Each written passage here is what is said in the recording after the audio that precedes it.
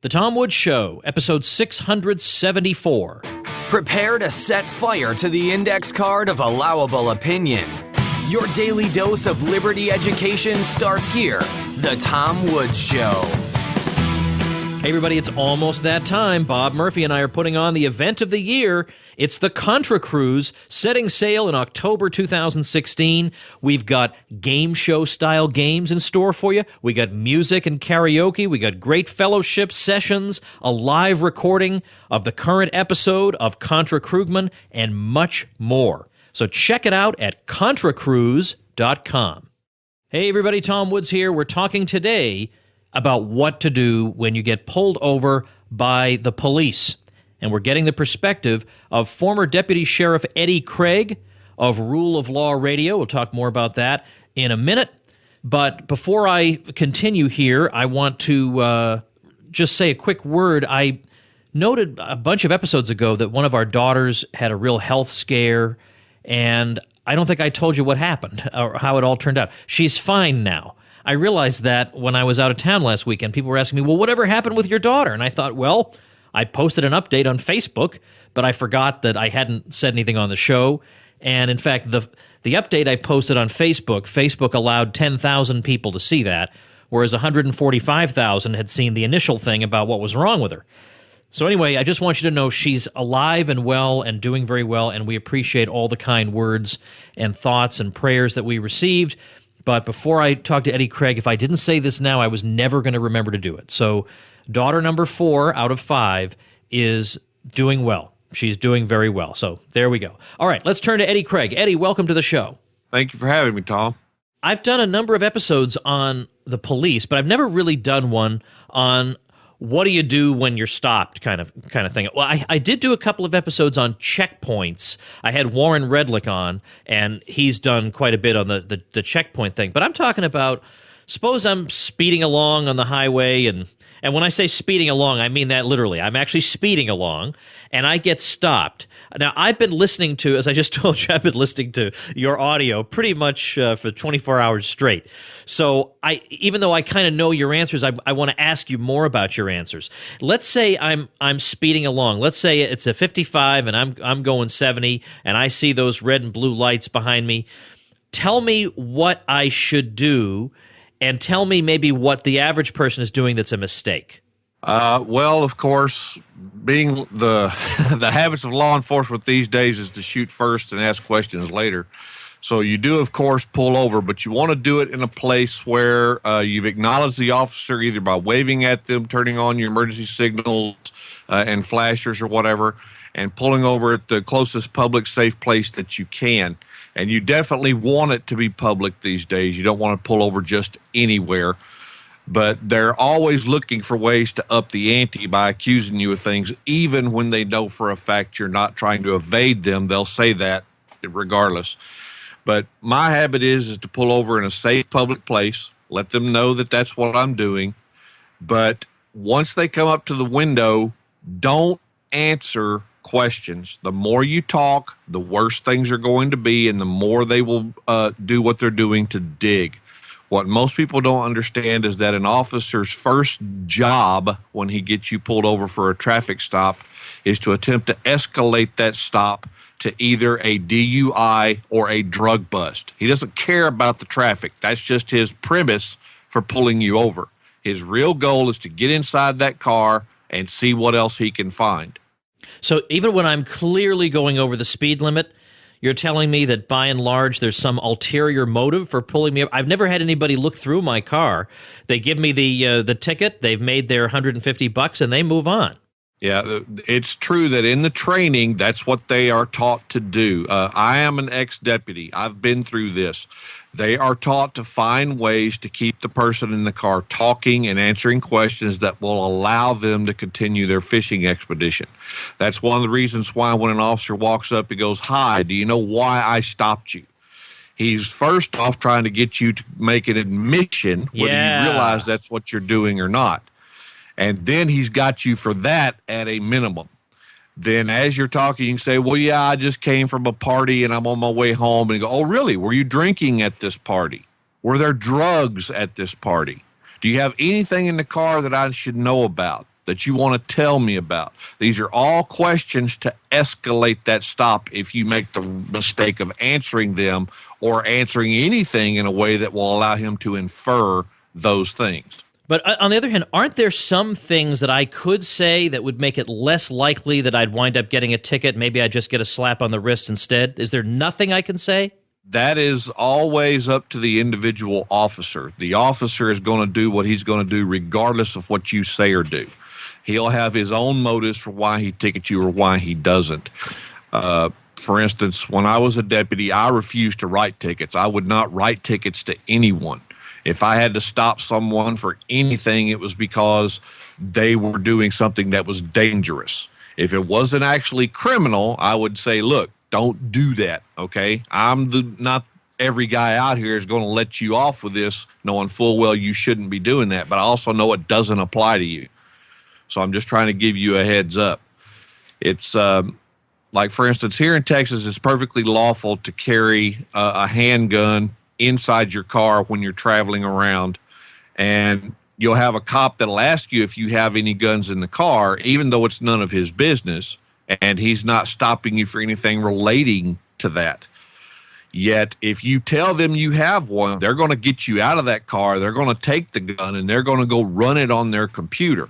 And now, whether you like it or not, even if you never had the gun registered anywhere, now it's linked to you.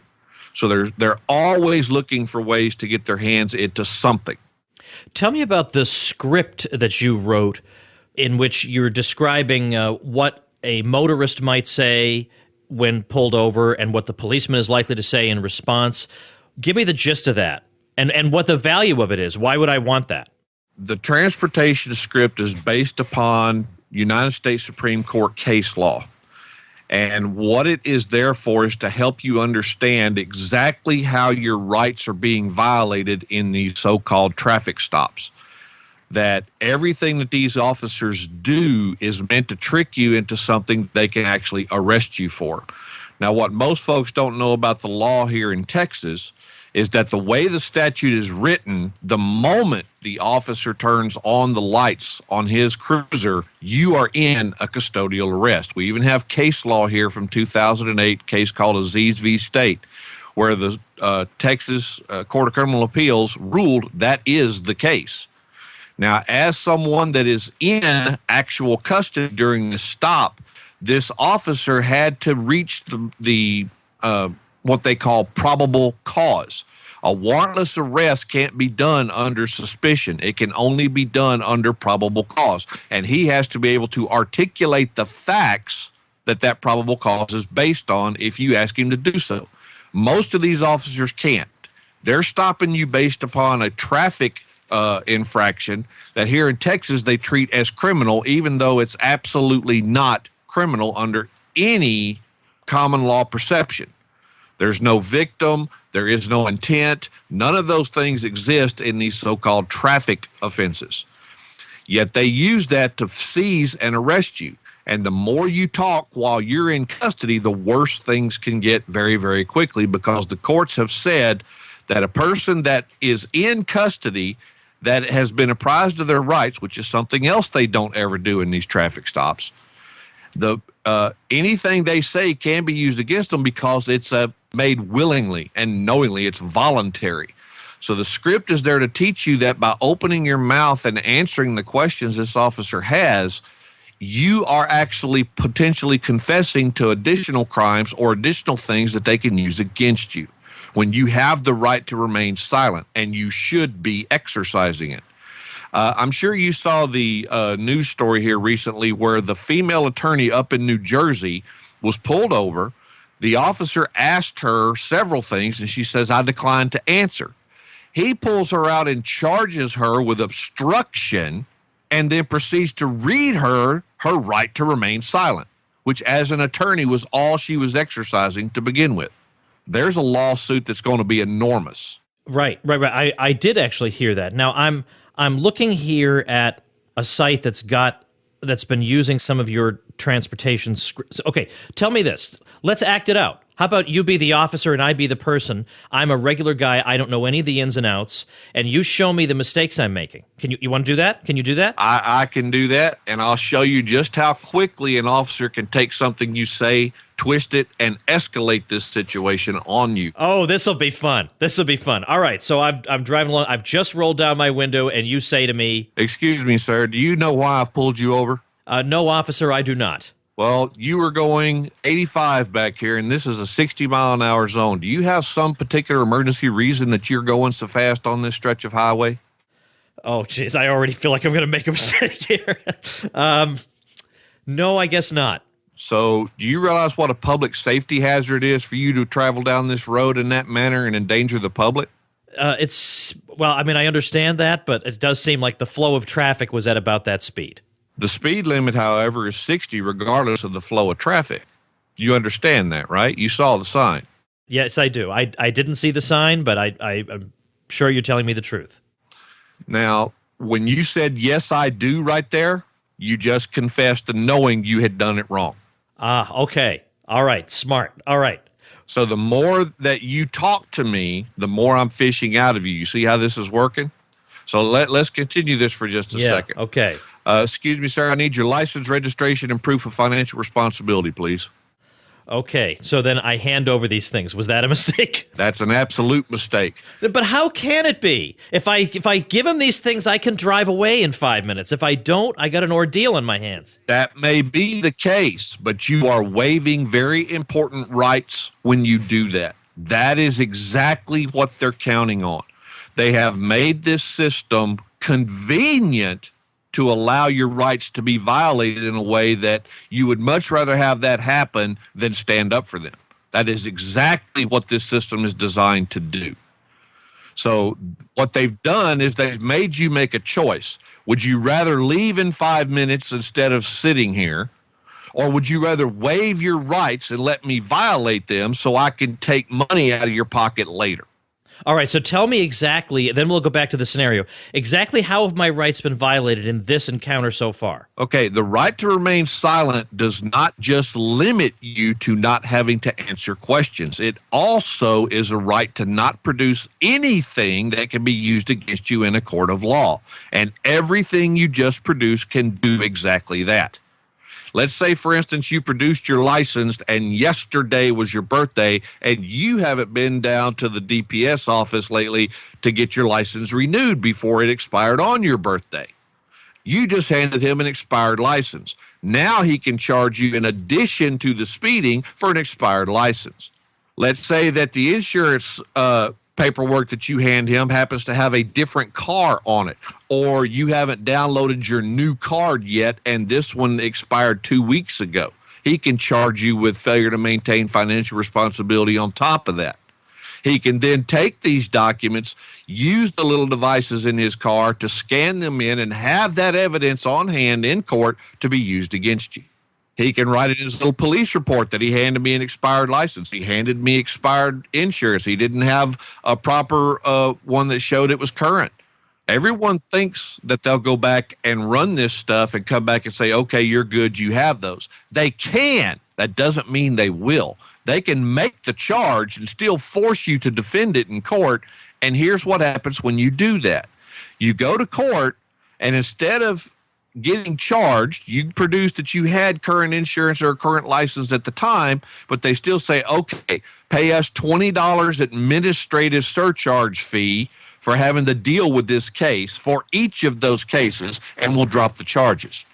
They're getting money out of you one way or the other. So let's go back to our scenario then. You've just asked me for these 3 documents. So let me change my answer. Instead of here you go, let's change my answer and see what happens. Is my answer silence, or is my answer I choose not to produce those documents? Or is it a third answer? It's a third answer. The answer is one that clearly shows for the record why you are about to not provide what you're about to respond with here. Officer, can any of the information that you are demanding from me be used against me in a court of law or to potentially incriminate me in any way? That's a question relating to your Fifth Amendment protections. The officer's obligated to tell you whether or not he can use that information. The fact is he can, and you should know that up front. He can use it. But he didn't tell you what your rights were. The reason you want to do this before he gets his hands on this is now you can show that this was not a voluntary surrender, and that statement can later be suppressed at trial where he can't use that information against you because it was illegally obtained. So when you ask him that question and he either refuses to answer or gets belligerent or whatever, then you have a follow-up response. Officer, I believe the information can be used against me. Therefore, I invoke my right to remain silent. Do you intend to retaliate or punish me for simply invoking my protected right to remain silent? Now you've put him on the hook. Anything he does to anything like that with you is going to show that he clearly understands what you just did, but you're going to do what he wants regardless of what your rights are. Now, meanwhile, while all this is going on, should I be using one of these apps in my phone to record the conversation? Should I get that ready as the officer's coming to the car? I mean, I guess that's a dumb question, right? What could it hurt me to be recording this? Oh, it doesn't hurt you, and you should record every encounter with a public servant. I don't care who it is. My main rule to everybody that comes to my class or listens to my show is, in today's America, don't walk out of the front door of your house any day of the week without something that records audio and video, preferably more than one something. My first rule is as soon as you even suspect you're about to get pulled over, start recording. My habit is always the same. If I'm getting pulled over, I start my recording. I say the date, the time, where I am, and what agency I think it is that's behind me and about to pull me over. I get all that information on there up front. So there's no question this recording was made on a certain day, a certain time, in a certain place with a certain set of individuals. When they come up, the list of questions in that script is meant for you to properly identify the officer that's pulling you over for purposes in court later, should you ever wind up in court with it, and so on and so forth. Now, these responses that you've been giving, people can find in that transportation script. Isn't that right? Absolutely.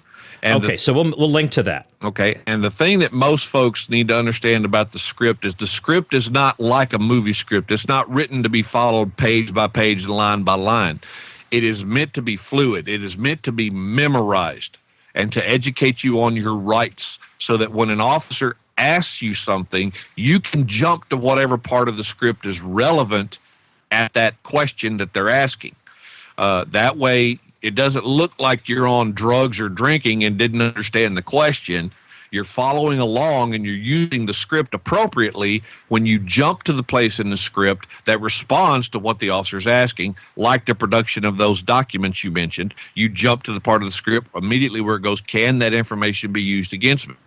Now, if you take an approach like this, it seems to me there are two possible outcomes. One, the officer becomes more agitated and more belligerent because you're not acting the way the typical motorist will behave. But secondly, it could be the officer will say, "Oh, it's one of these people, and I don't want to deal with it. I don't want to deal with the YouTube that's going to come out regarding this. I don't want to deal with whatever he's going to pull in court. I'm just going to let the guy go." Do you have a sense of what the more likely outcome is? Can we have a sense of that? No, because like I say, that's going to be completely up to the individual temperament of the officer you've encountered. The problem is, maybe there's another story you're familiar with. The Supreme Court has ruled that police departments can intentionally hire people of low intelligence over those with high intelligence. There's a reason for this.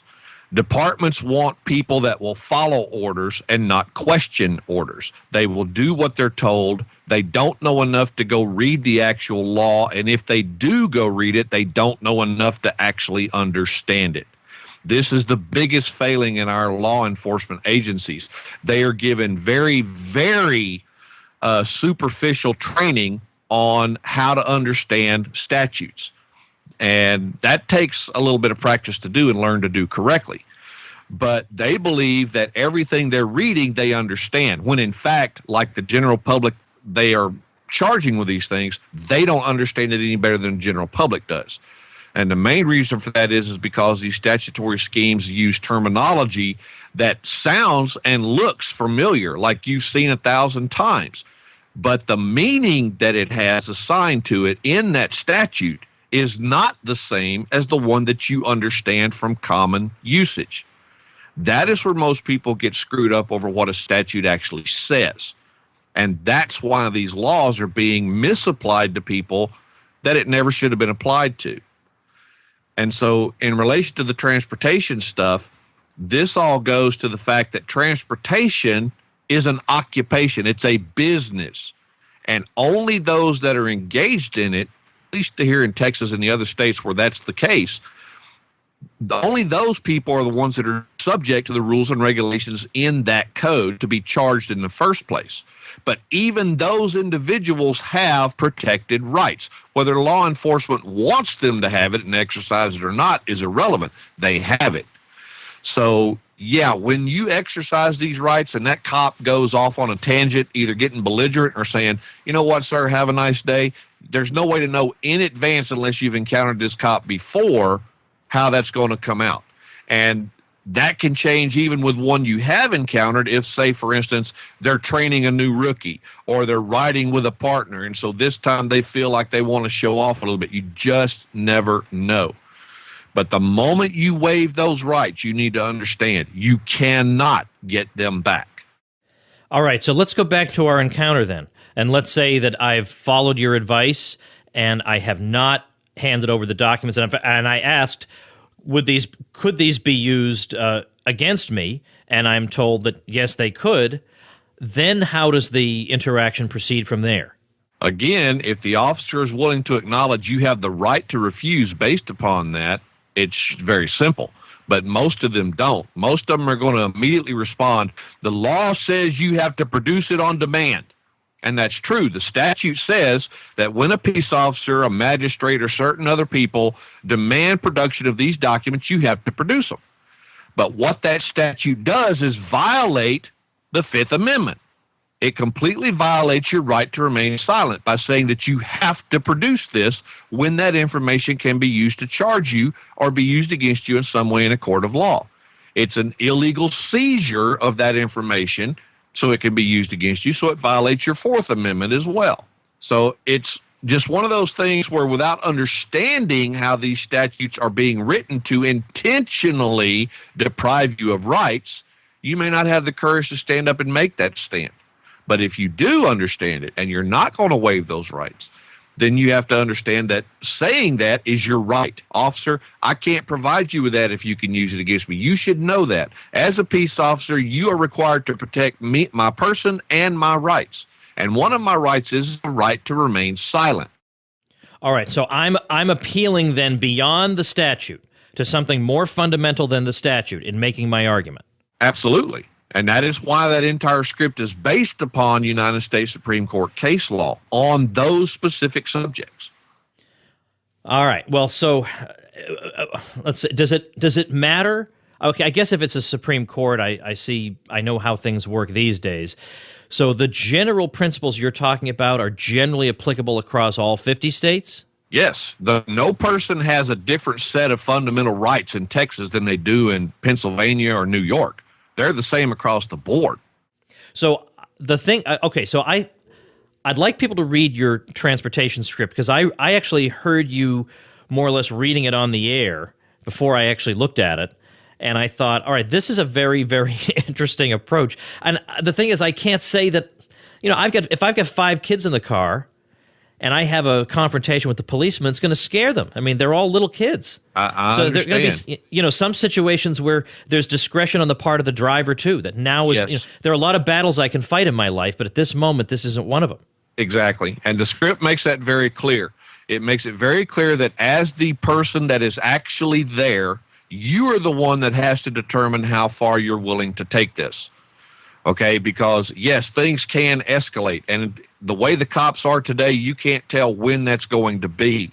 But the point is as you mentioned earlier on in this line of questioning, if you do the things that you have every right to do, then the officer gets belligerent because that is not the obsequious individual he has come to know and expect from his prior interactions with the public. He now expects you to waive those fundamental rights upon demand so he can do his job quicker, simpler, and easier, even though it harms you in the process. So, yeah, you have to make the determination. I say that in the script, and I teach it in my class. If you feel that officer is about to go ballistic to a point that could endanger you physically, don't push it, okay? Make it very clear the only reason you're doing anything is because this officer has lost his self-control to the point that you fear he is about to attempt to murder you. And there's no shame in saying that out loud on that recording, that anything you do is out of fear of what this officer is about to do, even though the only thing you've done is invoke your fundamental right to say no. Eddie, give me 60 seconds of what Rule of Law Radio is all about. Rule of Law Radio is all about teaching people what the actual law on a subject is versus what the public policy enforcers are using it to do and say that it says. They basically are using laws to perpetrate crimes against the public for revenue. And our job here, as I see it, is to stay abreast of the law, study the law, inform people of what the law actually says and what it actually means and who it actually applies to versus what we're being told. And the website? The website is www.ruleoflawradio.com or logosradionetwork.com. All right, we'll make sure we're going to link to that. Today's episode show notes page is tomwoods.com/674. I'll link to the script there, and I will link to Rule of Law Radio as well. Thanks so much for your time, Eddie. Obviously, we could talk for a long time, but I always say leave them wanting more. They can find plenty over at Rule of Law Radio. Thanks again. Yes, sir. Tom, now on that link to the logos, if you want to go to a place where the script comes directly from us, on the end of the .com, put /TAO, Tango Alpha Omega. That'll take you to an information page about my future website, and those scripts are linked up there as well. That's what I'll do. We'll link directly to that. Okay, thanks again. We really appreciate it. Yes, sir. Appreciate you for having me on. All right, tomwoods.com/674 is where to go here. I can't say this is an approach that I myself would take, but on the other hand, I am interested to learn some of the ins and outs about what's really going on. Like, for example, when you're asked, do you know why I stopped you? Because, of course, why wouldn't they just say, hey, why were you going so fast? Do you know why I stopped you? It's an opportunity for you to incriminate yourself. That is an interesting insight. Well, anyway, coming up next week, we've got Mark Perry on Venezuela. We've got Jonathan Haidt on the Campus Crazies. And we've got a bunch of other great episodes. I'm going to be trying to do a couple of music-related bonus episodes coming up soon. I've got another couple of bonus topics that are spinning around in my head here that I may get to in the coming weeks. We were a little late with Contra Krugman this week, but better late than never, because the Contra Krugman episode number 37, I think, is the harshest, not in terms of impoliteness, but in terms of the sheer takedown of the argument, just the biggest smash of Krugman we've done yet. So if you're not yet listening to Contra Krugman, check it out over at ContraKrugman.com. All right, that's going to do it, everybody. Thanks for listening. Become a smarter libertarian in just 30 minutes a day. Visit TomWoods.com to subscribe to the show for free, and we'll see you next time.